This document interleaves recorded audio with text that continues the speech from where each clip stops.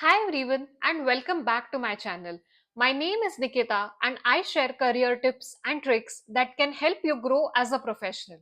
In today's video, I'm going to share that one communication hack that never goes wrong. But before that, if you're new to my channel, please make sure that you're subscribing to my channel and click on the bell icon to receive notifications for the upcoming videos. So, let's get into this interesting topic about what is that one communication hack that never goes wrong. As you would be preparing for your interviews, you would have come across various communication frameworks and formats that many of them would have recommended that this is the framework that you should be using in your interviews. But so far, in my experience, with whatever I have explored, whatever I have researched, and whatever has worked for me, is the STAR method. You would have heard about this in various YouTubers' videos. You would have read about this in various blog posts. You would have heard about this from your friends and peers who would have cracked interviews in multiple companies. Yes, the STAR method is something which would never go wrong in any question that you would be asked for any interview. May that be a SWE interview, may that be a program manager's interview, may that be a product manager's interview.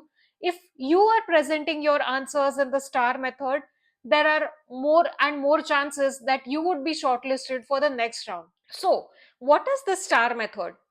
Before that, let me tell you, there are more other communication formats like the CAR method, which is context, action, result, the PAR method, which is problem, answer, and the result. But I feel the STAR method works the best because you first bring attention from the listener around what the situation is. Why was there a problem, or what is the highlight that you would be emphasizing on in your answer? The second thing is task.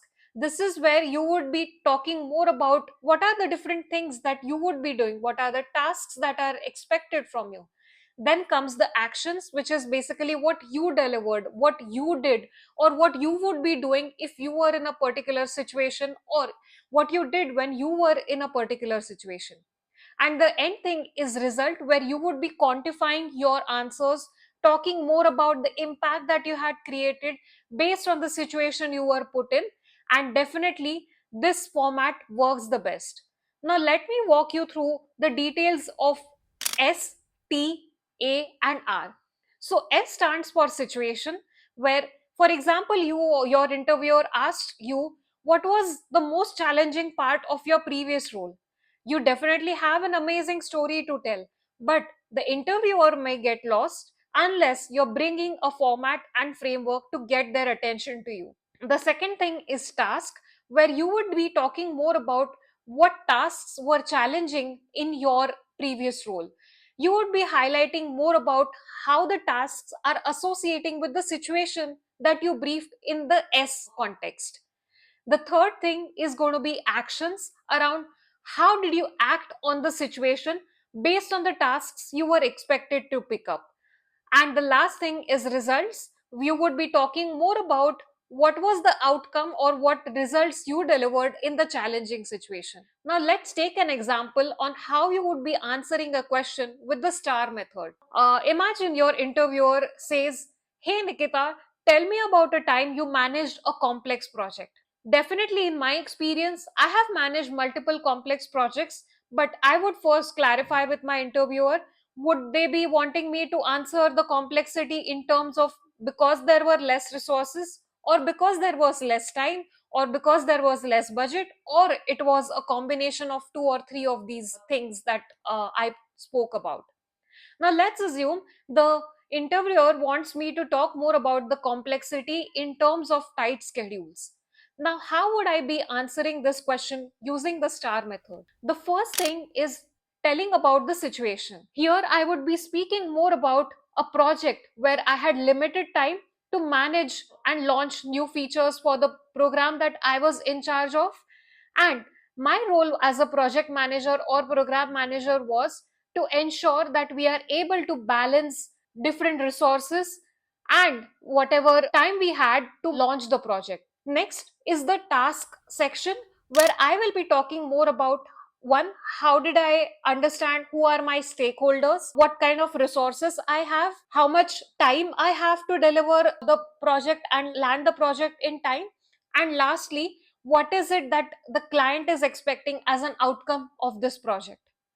So it started with gathering the requirements, understanding my stakeholders. So that was my first task. The second thing that I did was created a project management plan, informed my clients and my leadership around how I am planning to deliver the features in the stipulated time.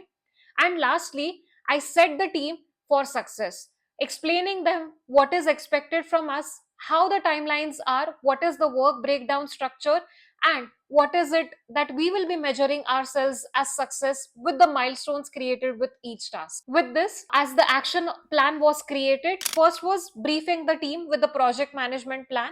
Second is communication plan, so that my stakeholders are well informed about the success of the project and the progress made. Then I would also be speaking about daily stand-ups that I led with the engineering team, so that I could measure and track progress on a daily basis. I also led sprints and also measuring progress on a bi-weekly basis. That's how I planned my sprints. So these were a few things that I took as actions in my case. And then lastly, the results.